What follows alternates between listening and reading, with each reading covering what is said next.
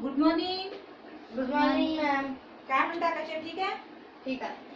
Okay okay. 6th standard. Yes. 6वा वर्ग 6वा. हां. ठीक आहे. मी मेघा देशपांडे आज तुम्हाला विज्ञान विषय शिकवणार. ठीक आहे. हो.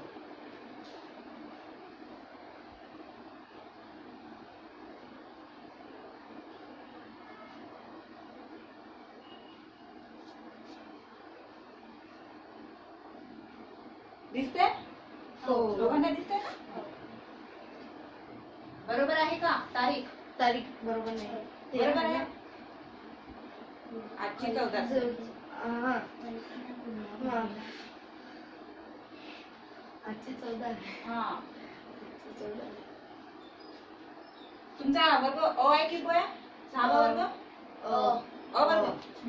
6वा अ. ठीक आहे. हो.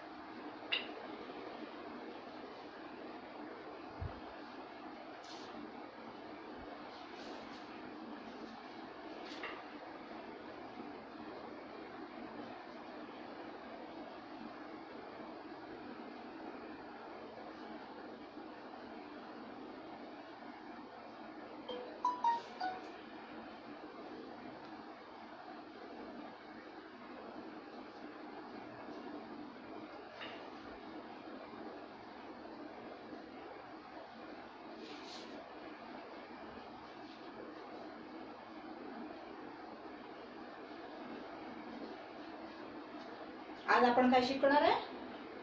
घटक कोणता घेणार आहे आपण? नैसर्गिक संसाधने. म्हणजे संसाधने नैसर्गिक म्हणजे माहिती आहे, म्हणजे निसर्ग. ठीक आहे.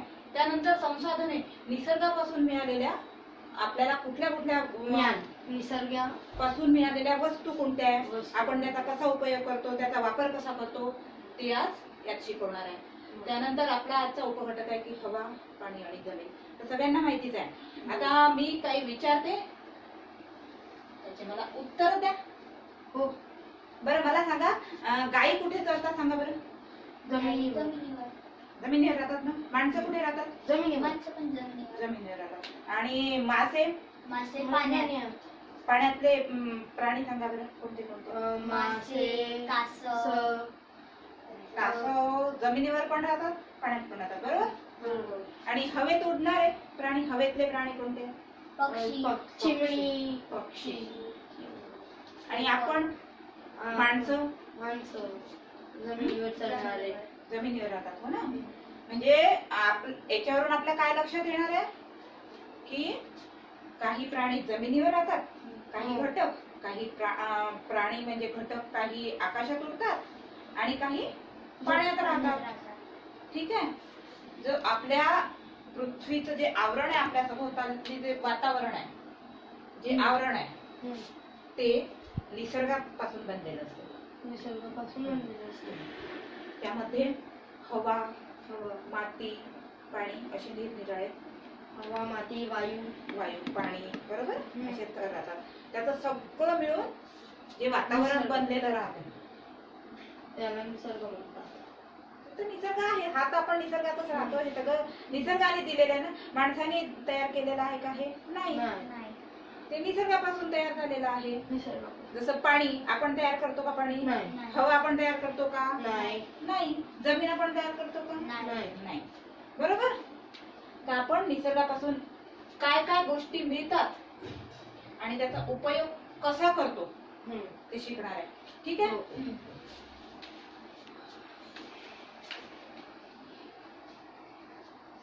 जो पृथ्वीच्या भोवताचा जो थर असतो ना, त्याला म्हणतात वातावरण. ठीक आहे. आणि जी पृथ्वी आहे आपली, ती जास्त पाण्याने व्यापलेली आहे. म्हणजे जास्त पाणी आहे, बाकी जमीन आहे. तर त्याचे जे भाग पडतात,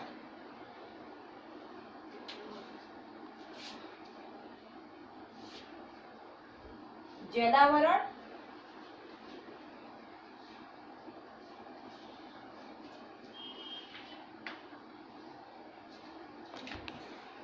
तीन भाग पडतात जसे जलावरण, शिलावरण आणि वातावरण.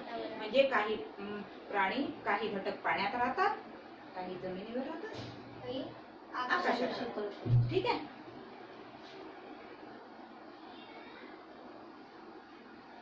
आणि या सगळ्या गोष्टीवर काय राहते, आपली सजीव सृष्टी अवलंबून आहे.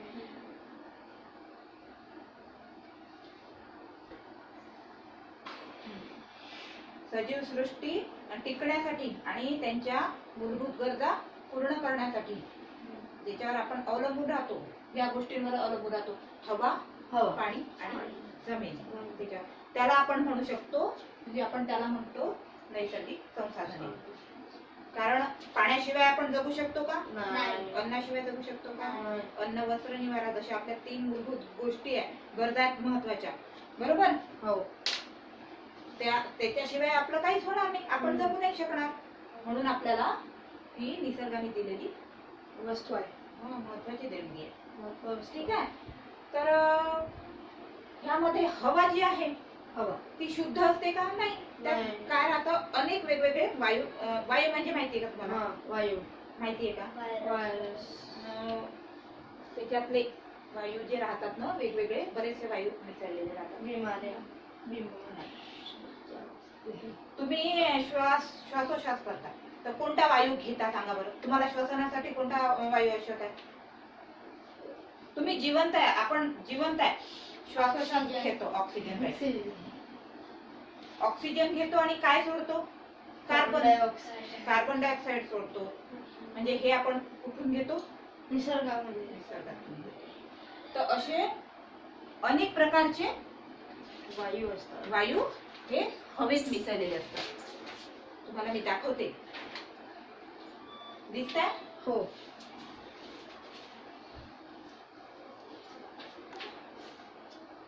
हवेमध्ये किती प्रकारचे वायू असतात तुम्हाला दाखवते. हो. हे समजा पृथ्वी आहे. हे दिसतंय का पिवळं? कमी प्रमाणात कार्बन डायऑक्साइड आहे, म्हणजे किती? 0.03%, म्हणजे 3%. सगळ्यात कमी कार्बन डायऑक्साइड. नंतर अर्गॉन किती आहे?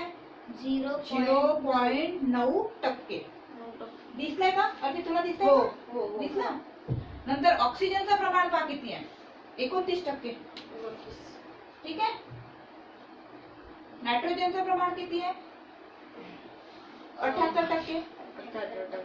आणि बाकीचे इतर वायूचं प्रमाण किती आहे? 0.7%. कळलं? या ज्या वातावरणातल्या वायूचं प्रमाण आहे. ठीक आहे.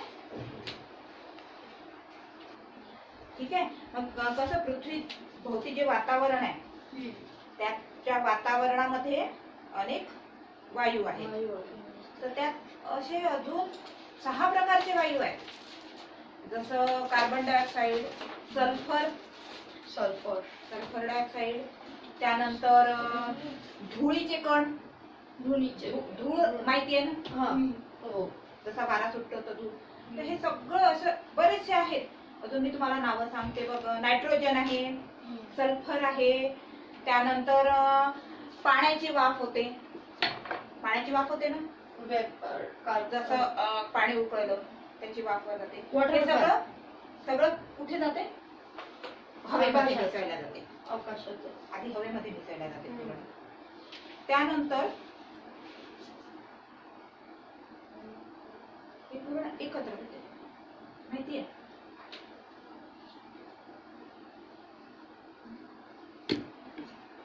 ठीक आहे. तर लक्षात आलं की 6 प्रकारचे वायू, वेगवेगळे वायू हवेमध्ये मिसळतात. 2-3 नावं सांगा बरं. मी आता नावं सांगितलंय ना तुम्हाला. जसे carbon dioxide, sulphur, nitrogen, carbon dioxide, nitrogen, oxygen आणि धूळ, मिट्टी. तर त्याने कधी कधी फायदा होतो, कधी कधी नुकसान पण होते. पण आपण हवेत ज्या वस्तू मिसळल्या जातात, जे वायू मिसळल्या जाते, त्याचे मी तुम्हाला उपयोग काय आहे ते सांगणार आहे. ठीक आहे. हो. त्याच्यापासून आपण काय काय फायदा करून घेऊ शकतो. जसं नायट्रोजन ऐकलं आहे. नायट्रोजन पासून काय होते, सजीवांना आवश्यक प्रथिने मिळण्यास मदत होते. सजीव म्हणजे आपण प्राणी. प्रथिने म्हणजे जे आपल्या शरीराला आवश्यक असतात. ठीक आहे. जसं ऑक्सिजन आवश्यक आहे तसं प्रथिने आवश्यक असतात. त्याच्यामुळे नायट्रोजन पासून सजीव आपले प्रथिन तयार करू शकतात आणि जगू शकतात त्याच्यावर. नंतर जसं अमोनिया एक पदार्थ असतो एक, तर तो निर्मितीसाठी नायट्रोजनचा वापर केला जातो. जसं तुम्ही सीलबंद पॅक मध्ये आणता काही पदार्थ आणता ना टिकून राहण्यासाठी, जाम जेली जे काय मिक्स फ्रूट जॅम वगैरे जे काय बरेचसे पदार्थ आणता ना, तर त्यात नायट्रोजनच्या सहाय्याने त्याला पॅकिंग केलेलं राहते. खराब नाही होत ना ते. तर नायट्रोजनचा वापर आपण हवेतील नायट्रोजनचा वापर आपण आपल्या रोजच्या वापरामध्ये करू शकतो. नंतर ऑक्सिजनचं सांगा. सगळ्यांनाच माहिती आहे ऑक्सिजनचा उपयोग काय. ऑक्सिजनचा उपयोग काय, श्वास घेण्यासाठी. ऑक्सिजन नसेल तर आपण जिवंतच राहू शकणार नाही. सगळ्यात मोठा उपयोग तोच आहे ना ऑक्सिजनचा. ठीक आहे. म्हणजे आपण ऑक्सिजनचा उपयोग आपण काय सांगू शकतो, श्वसनासाठी आणि ज्वलनासाठी. म्हणजे ऑक्सिजन आग लागते ना, ज्वलनशील आग पेटते ना, तर ऑक्सिजन. नंतर कार्बन डायऑक्साईड दिसतंय ना बोर्ड वरती, दिसतंय तुम्हाला. कार्बन डायऑक्साईड वनस्पती अन्न तयार करतात. आपण काय करतो, श्वासोश्वास घेतो, ऑक्सिजन घेतो, कार्बन सोडतो. वनस्पती काय करतात, त्यांना घेतात आणि ऑक्सिजन सोडतात. म्हणून काय म्हणतात की झाडं लावायचे. झाडं लावल्याने काय होतं की झाडे ऑक्सिजन देते आणि कार्बन डायऑक्साईड. हुशार आहे अर्पित. म्हणून ऑक्सिजनचा उपयोग, त्याच्यात कार्बन डायऑक्साईडचा उपयोग झाडांसाठी श्वसनासाठी केला जातो. नंतर ऑर्गन हा पण एक वायू आहे ज्याचा विजेच्या बल्ब मध्ये वापर करतात. ते लाईट्स राहतात की नाही त्याच्या आतमध्ये ऑर्गनचा. आणि नंतर हिलियम जो आहे ना, कमी तापमान मिळवण्यासाठी, तसेच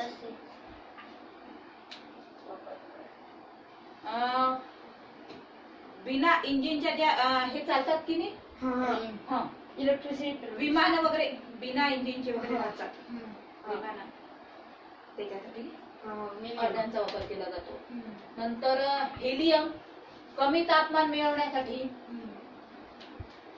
ठीक आहे. त्यानंतर निऑन कशासाठी वापर केला जातो, निऑनचा वापर जाहिराती, रस्त्यावर जे हे राहतात बोर्ड राहतात, काही उजेड राहते का त्याच्यात, माहिती का, मोठाले फ्लेक्स लावले जातात. ते आपल्याला चित्र दिसतं, रात्र झाली की उजेड दिसतं. त्यात जे लाईट लावल्या जातात ना त्यामध्ये निऑन वापरला जातो. नंतर क्रिस्टॉन जो आहे तो फ्लोरोसंट पाईप मध्ये वापरला जातो. फ्लोरोसंटचे जे पाईप असतात ना त्यामध्ये या वायूचा वापर केला जातो.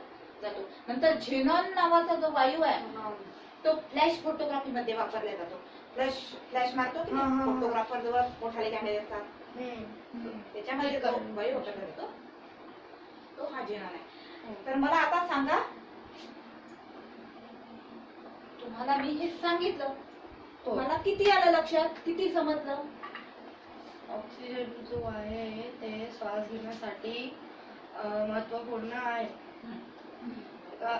कार्बन नैसर्गिक संसाधने शिकवलं तर नैसर्गिक संसाधने कशाला म्हणू शकतो आपण, सजीव सृष्टीसाठी जे आवश्यक आहे आणि जे आपल्याला निसर्गापासून मिळालेलं आहे त्याला आपण नैसर्गिक संसाधने असे म्हणतात. ठीक आहे. आता आज आपण इथेच थांबू. आणि उद्या मला तुम्हाला मी जे वायूंचे नाव सांगितले सांगितले ते 3 लक्षात ठेवायचे, लिहून आणून दाखवायचे. चालेल उद्या. ठीक आहे. याच टाइम हो बिलकुल. चला ठीक आहे. बाय.